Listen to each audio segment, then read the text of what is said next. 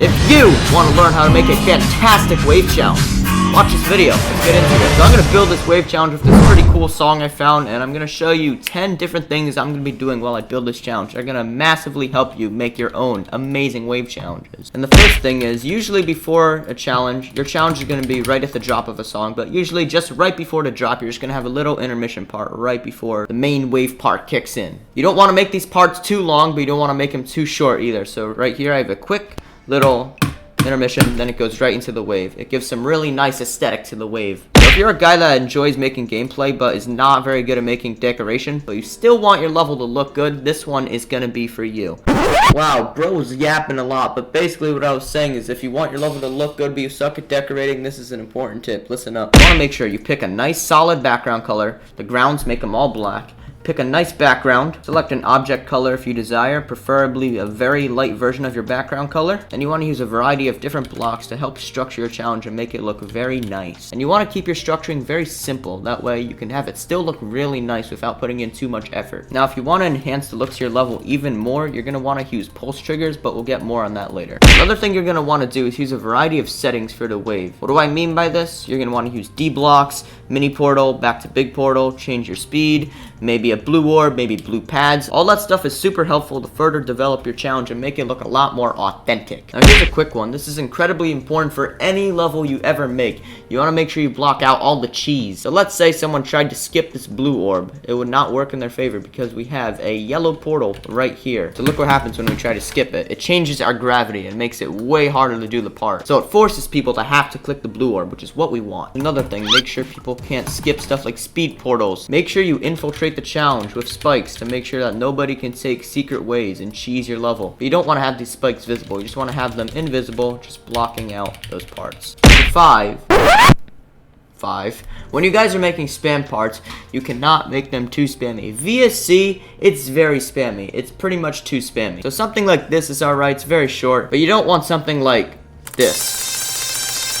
Do not overdo spam parts in your wave challenges. Another thing that's super helpful to make some perfect sync is to slow the game down to 0.5 speed when you playtest, or even slower. Doing this will allow you to make your sync super accurate to the song. Alright, so now remember when we put this little intermission part before the level? You can also do that in between the levels. So right over here, we have, it doesn't even have to be that long. We just have a little cube click and then right back into the wave with a nice dash orb. You're gonna make your challenge really aesthetic if you have a really wide variety of gameplay usage. Hey guys, just a quick word from our sponsor. No, I'm just kidding, but just a little warning.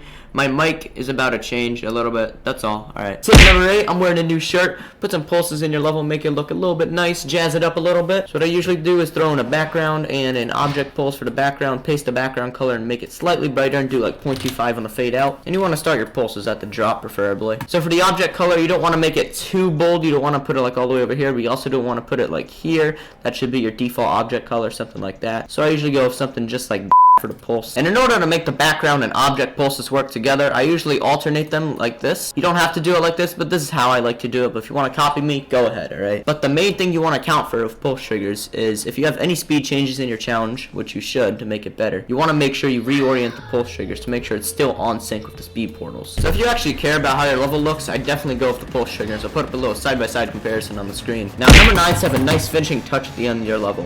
Whether it's a nice triple spike or just any finishing touch you can apply to the challenge to stylize it up. It's very common in many high quality challenges and you should put it in yours too. And finally, tip number 10. It's very simple. Just play test the level like crazy. Quality of life, man. If something seems unbalanced, there's a bug, any of that stuff, maybe there's a secret way, just play test for all this stuff so you can fix the challenge and make it the best challenge possible. Now sure, playtesting can be really tedious, but come on guys. You've definitely all played a level that was terribly playtested, so buggy and crappy and could be such a good level, but it's super unfun to play because all the bugs and crap in it. Freedom 08. So please don't be reluctant to do it. Playtest your damn level. Whoa, hold up, that's not it. We got a bonus tip. Go select all, and then edit group, don't fade, don't enter, and then edit object, glow off. And what's awesome is I got even more bonus tips for you. You know how to make great wave gameplay now, but learn how to make exceptional wave gameplay by clicking on this video and learning. I'll show you another 10 tips to help you stop creating trash gameplay. Only if you're serious about getting good at making gameplay. Go watch it. Subscribe, by the way.